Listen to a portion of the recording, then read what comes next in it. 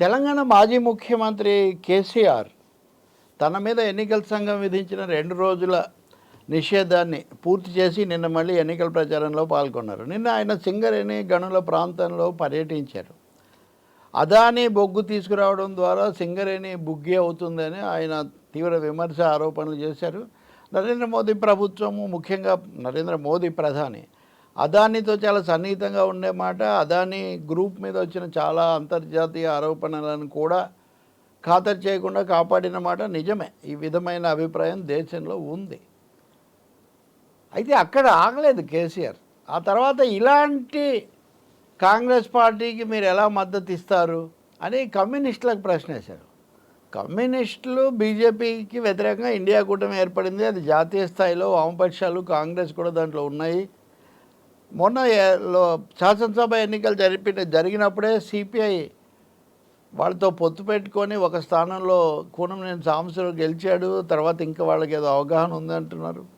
ఈ లోక్సభ ఎన్నికలకు సంబంధించి కూడా సిపిఐ అదే అవగాహనతో కొనసాగుతుంది.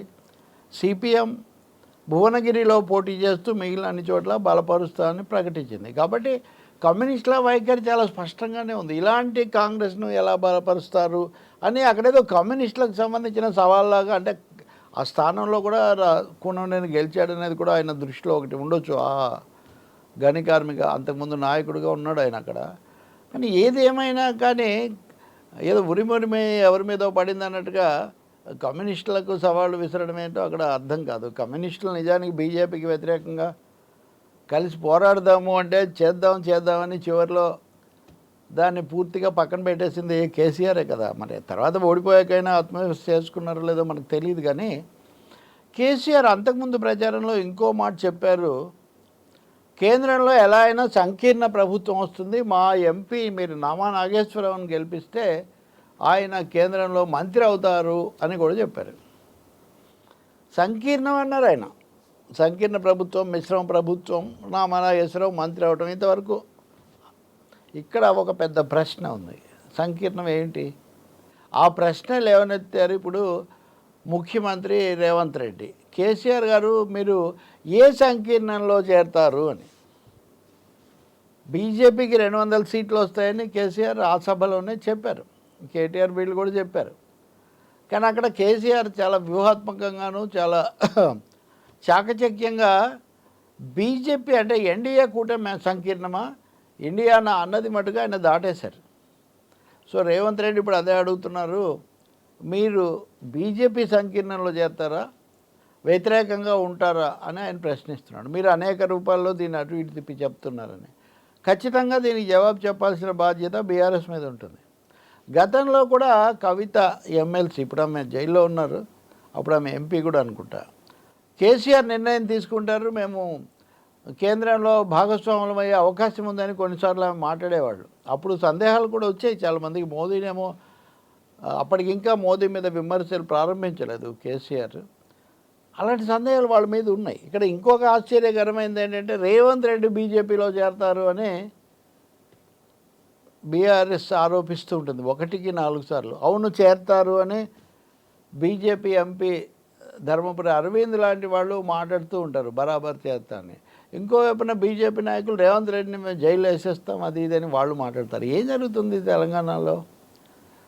సంకీర్ణ ప్రభుత్వంలో చేరతాము, మా ఫలానా వాడు మంత్రి అవుతాడు అని కేసీఆర్ స్వయంగా చెప్తారు. ఏ సంకీర్ణ ప్రభుత్వమో చెప్పమని ఆయన అడుగుతారు. ఇక్కడ ప్రజలకైతే ఒక స్పష్టత కావాల్సినటువంటి అవసరం ఉంది. ఒకటి, ఏ ముఖ్యమంత్రినైనా చాలా తేలిగ్గా ఏదో అరెస్టులు చేసేస్తాము, జైల్లో పెడతామని బెదిరించడం అంత సులభం కాదు.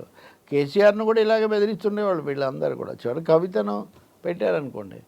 కాబట్టి ఇప్పుడున్న దేశ పరిస్థితుల్లో రాష్ట్ర ప్రభుత్వాలతో ప్రతిపక్షాలతో మోదీ సర్కార్ చాలా చెలగాటమాడుతుందన్న వాతావరణం ఉన్నప్పుడు ఈ 2 పార్టీలు రాష్ట్రంలో తమ మధ్య ఉన్న వైరుధ్యాన్నే ప్రధానంగా తీసుకొని మాట్లాడుతున్న తీరు బీజేపీకి కొమ్ములు తెస్తుందేమో అని ఒక్కోసారి సందేహం కలుగుతుంది.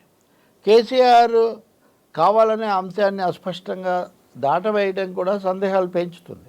ఇప్పుడు రేవంత్ రెడ్డి అడుగుతున్నట్టుగా నిజంగా చెప్పాల్సిన బాధ్యత ఉంది కేసీఆర్కు. కానీ లేదా కేటీఆర్ చెప్పొచ్చు, మేము బీజేపీ ఏతర ప్రభుత్వంలో చేరతాము, బీజేపీలో చేరమని.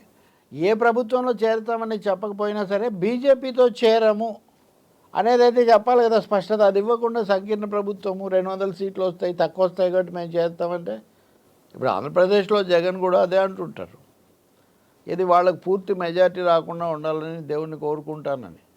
అయితే ఆయన ప్రభుత్వంలో చేరకపోవచ్చు, గతంలో కూడా బలపరిచినా చేరలేదు కాబట్టి అది మనం చెప్పలేం. కానీ ఇక్కడ కేసీఆర్ చేరుతానని అంటున్నారు కాబట్టి దీని గురించి క్లారిఫై చేయాల్సిన అవసరం ఉంది. ఇంకా మూడోది, పదే పదే రేవంత్ రెడ్డిని ఎందుకు అరెస్ట్ చేయట్లేదు, ఫేక్ వీడియో విషయంలో నోటీస్ ఇచ్చారే కానీ ఎందుకు ఇంకా జైల్లో పెట్టలేదు అని అడగటం అన్నది నిజంగా ఈ రెండు పార్టీలు బీజేపీ ఇతర పార్టీలుగా ఇవి కోరి కేంద్రం పెత్తనాన్ని, కేంద్ర నిర్బంధాన్ని ఆహ్వానిస్తున్నాయా, తమ హక్కులు లేకపోతే తమ విధానాలు వీటన్నిటిని వాళ్ళకు అనుకూలంగా లేకపోతే వాళ్లకు లోబడిపోవాలని భావిస్తున్నాయనే సందేహం కలుగుతుంది. నేనైతే మటుకు ఏ ముఖ్యమంత్రిని కూడా అంత తేలిగ్గా అరెస్ట్ చేయటం అనేది మంచిది కాదు ప్రజాస్వామ్యంలో.